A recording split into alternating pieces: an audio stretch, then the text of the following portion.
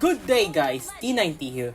So in today's tutorial, we will be talking about Atlas's skills, recommended builds and how to master him as a tank. So let's dive right into it, shall we? So let's start with his passive. Atlas's passive is Frigid Breath. It is whenever he casts an ability, he releases a freezing breath that stays around him for 5 seconds. It will gradually slow enemies down and they will be frozen after 3 seconds for 0.5 seconds only.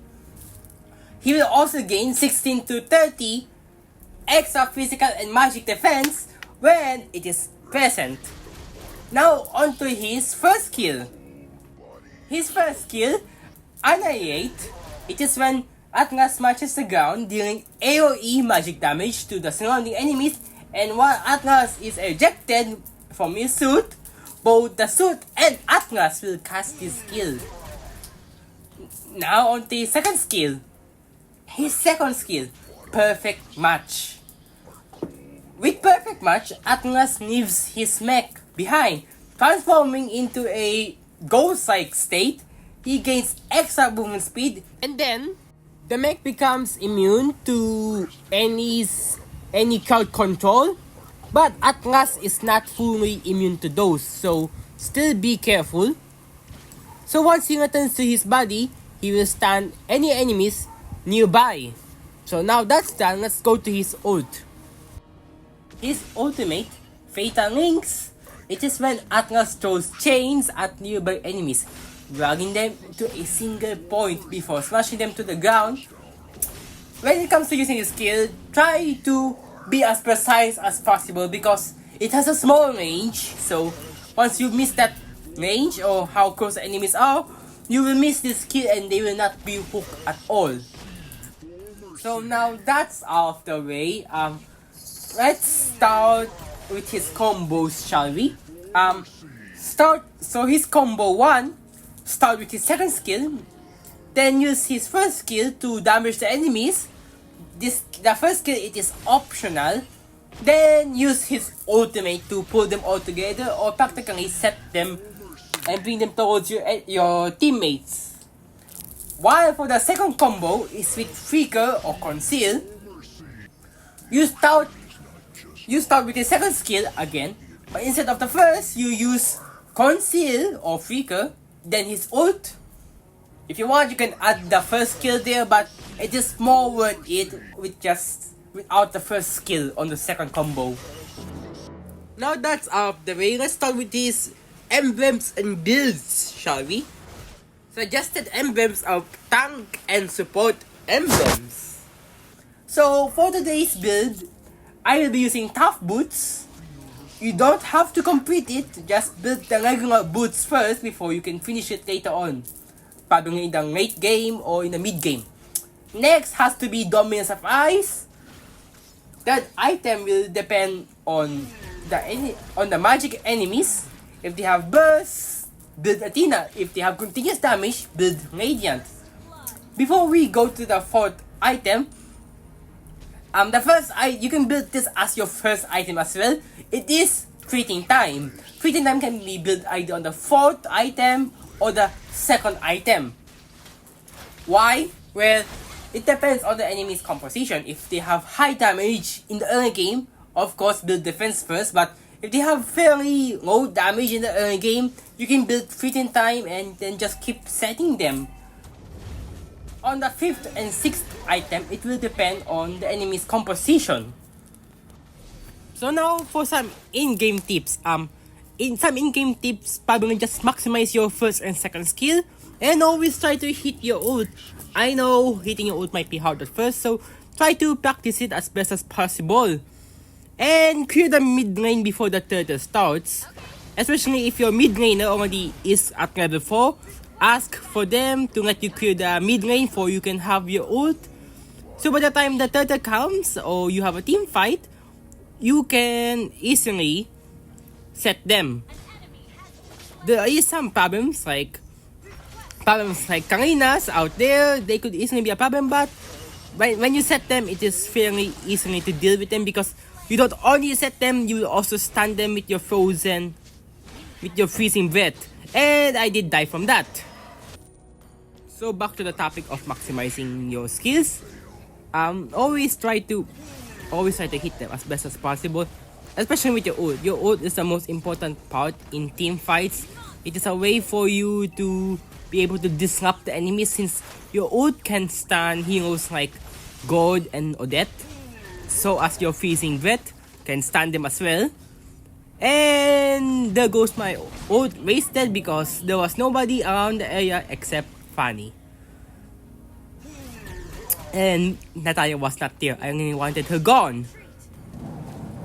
You might be asking what's the Wavesmith for and why didn't I go for the Concussive Blast?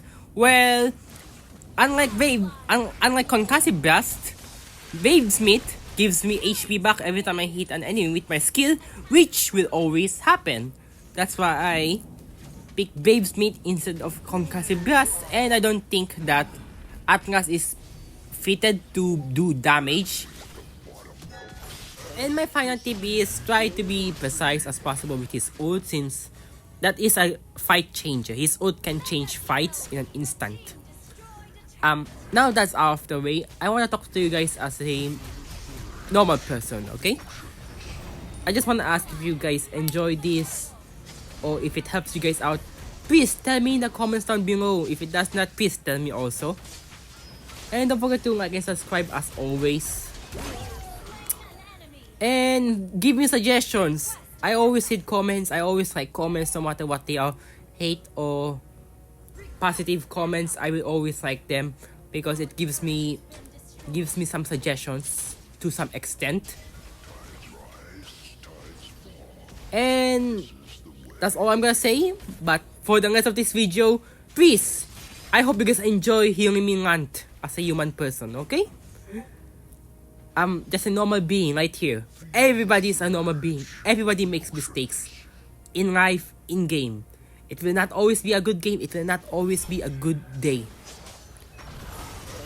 I wanna say this.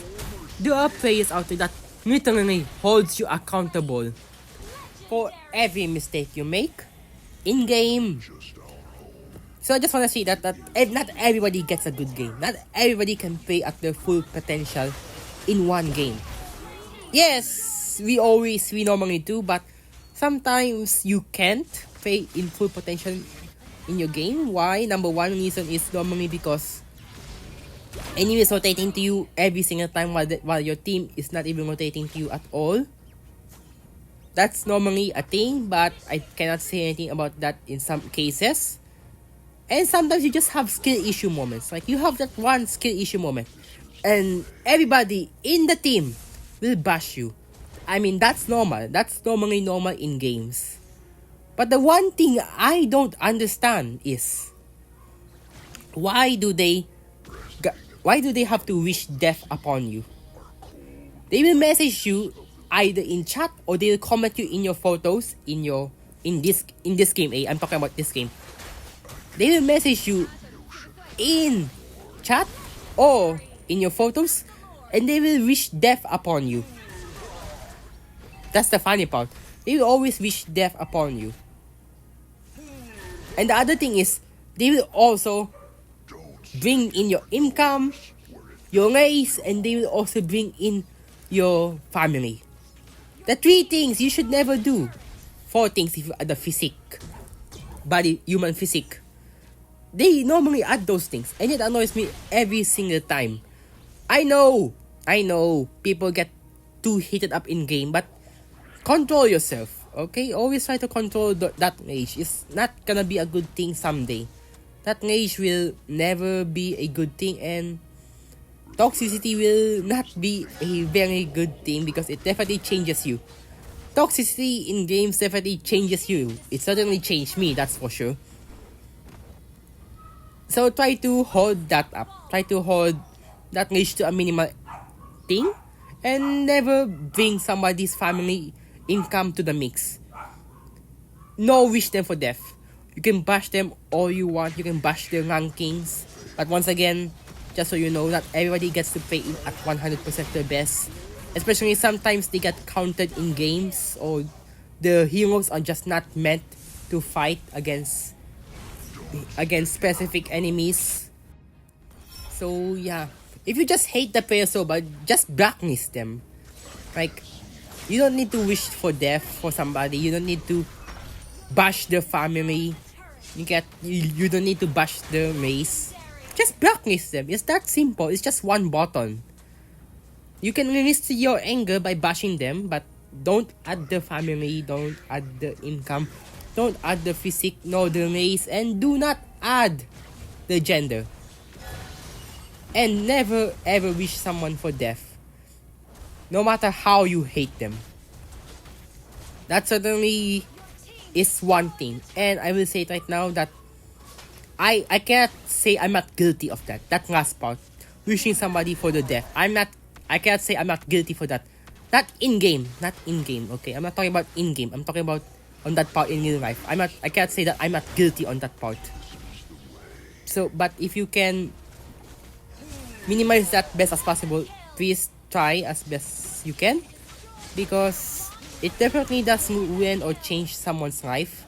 It certainly changed my life the moment I became a toxic gamer. I do minimize on my toxicity in my games now, but when I was young, my toxicity was on the highest level. So yeah. Anyway, that's all for today, guys. I hope you guys enjoy, and I'll see you guys on the next one. Bye bye!